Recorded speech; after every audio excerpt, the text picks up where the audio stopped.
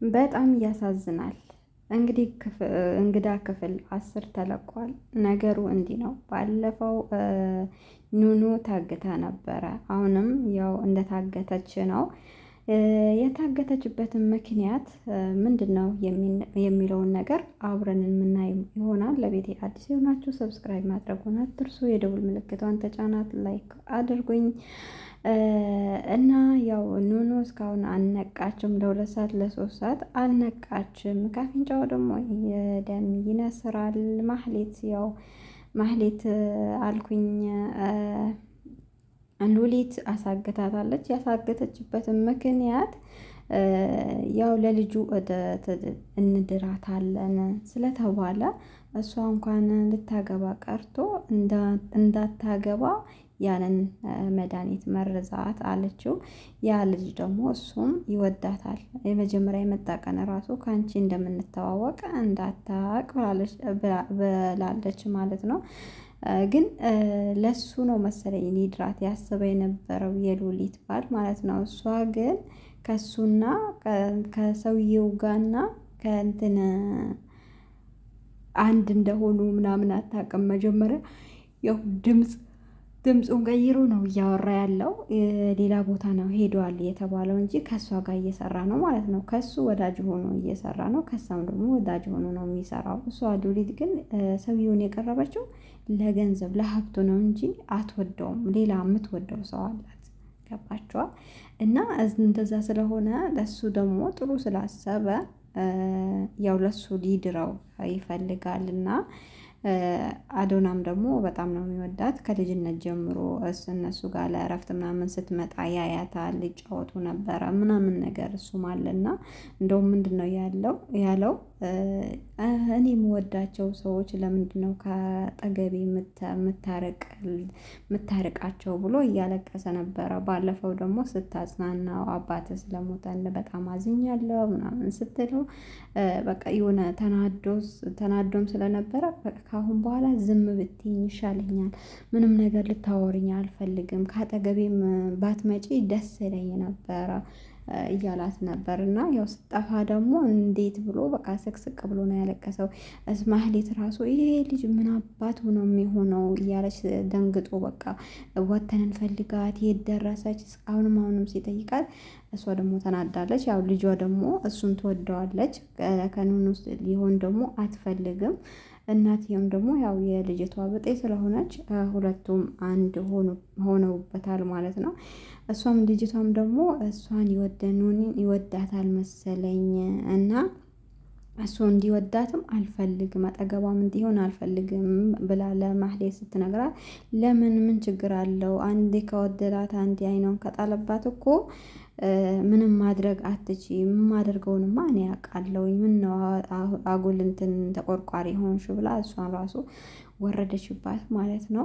የመሲሄት ደግሞ ያው አሁን እንትን ትላለች ብዬ አስባለሁኝ። በቃ አሁን ያው ወይ በድንጋጤ እንትን ማስታወስ ጀመረች እንዲባል ምናምን ነገር ያው ስልኳንም ፈትሻ ነበር። ወደ ማህሌት አዙሮታል ፋይሉን መረጃ የያዘችውን ምንም ነገር ሳታገኝ ስትቀርማ ሉሊት ያው ተታላት ሄዳለች።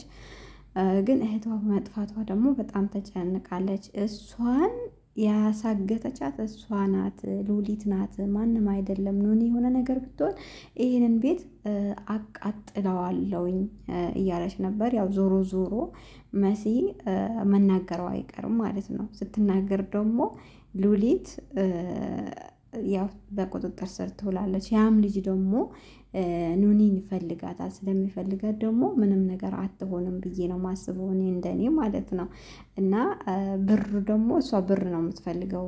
ሰውየው ስለሚወዳት ያው ለሌላም ነገር ስላሰባት ይሄን አክል ገንዘብ ሲጠይቅ ያው ይሰጣል ምናምን ብላ ነው ለልጁ ራሱ ስትደውል ለምን እኔ ካልኩህ በላይ ጠየቅከው አለችው። ለምን ጠየቅከው ስትለው አይ ለድርድር እንዲመቸኝ ነው ያለ።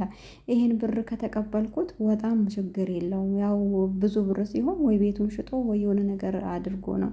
ግን እሱ ምንድነው ያላት በአንድ አቋም እኔ ብር አልሰጣቸውም፣ በእኔ መንገድ ፈልጌ ያገኛቸዋለሁ እንጂ ልሰጥ አልፈልግም። ይሄን ያክል ገንዘብ ኬት አመጣለሁኝ ሲል እሷ ደግሞ ምንድን ነው ያለችው?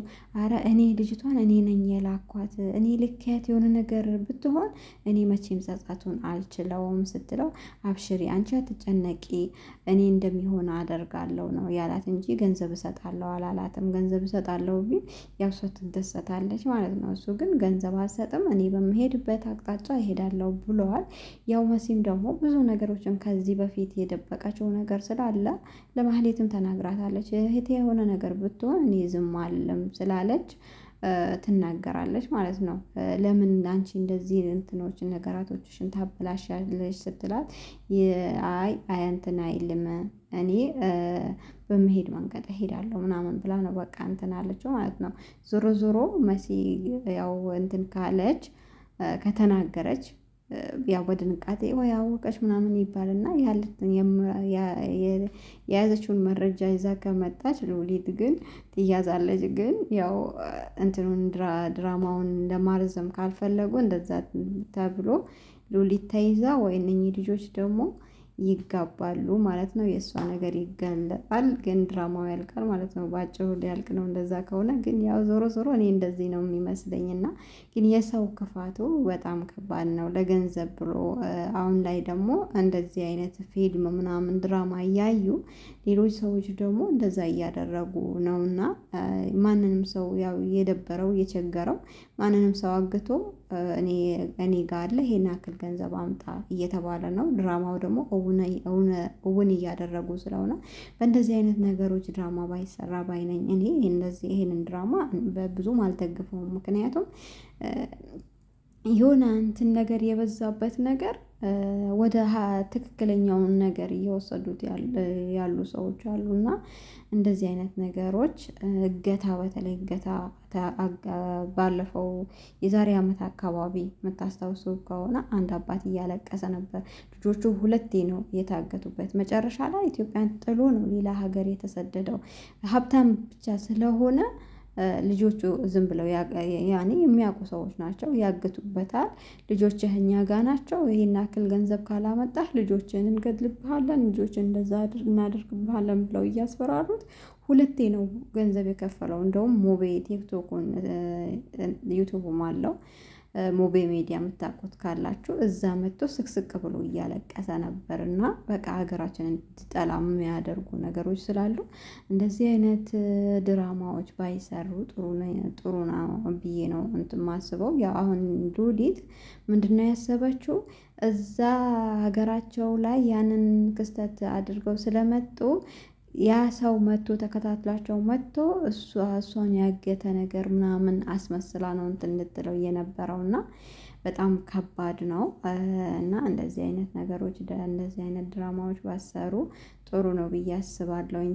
ትንንሽ እንኳን ህፃናቶች አሁን ላይ ህፃናቶች ነው ሶሻል ሚዲያን እየተጠቀሙ ያሉት። አብዛኛው ቲክቶክ ላይ ስትገቡ በቃ 10 ዓመታቸው 8 ዓመታቸው ምናምን እኛን ፎሎ አድርጉ ምናምን ብለው መጥተው ሲናገሩ እንትን እንላለን። እና ያው ዞሮ ዞሮ ሶሻል ሚዲያን ይከታተላሉ።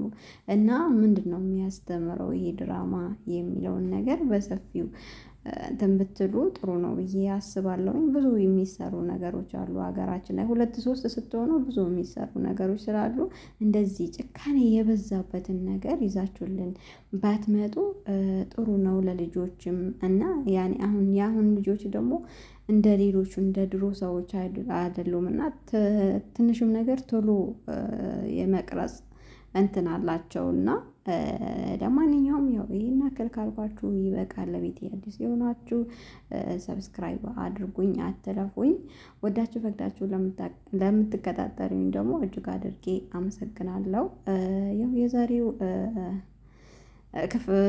እንግዳ ክፍል 10 ይሄንን ይመስል ነበረ። እኔ በጣም ያሳዝነኝ ደግሞ የኑኑ ወንድም ነው። በጣም ተጨናንቆ ነበር እና ያው ቅድም እያለቀሰች ደውላልኝ ነበር። አሁን ደህና ናት ምን ሆና ነው ብሎ ለመሲ ሲደውላት ደህና ናት ብላው ያው እንትኔ ውስጤ ስለረበሸኝ ነው ውስጤ የሆነ ነገር እንትን እየነገረኝ ነው ብሎ ነው የተናገረው። እሷም የሆነ ነገር በቃ አሳውቋት ነበረ። እያለቀሰች ነበርና መጀመሪያም እና በሰላም ትመጣለች ገንዘብም ሳይከፈል በሉሊት ይጋለጥባታል ብዬ አስባለሁኝ። እና ለማንኛውም እስከ መጨረሻም ድረስ እናየዋለን። መልካም ምሽት ይሁንላችሁ። በሌላ ቪዲዮ እስከምንገናኝ ድረስ ደህና ሁኑልኝ። የማዳም ቅመም ነኝ፣ አበረታቱኝ። የማዳም ቅመሞች ለማዳም ቅመሞች አትጨካከኑ ለማለት እወዳለሁ።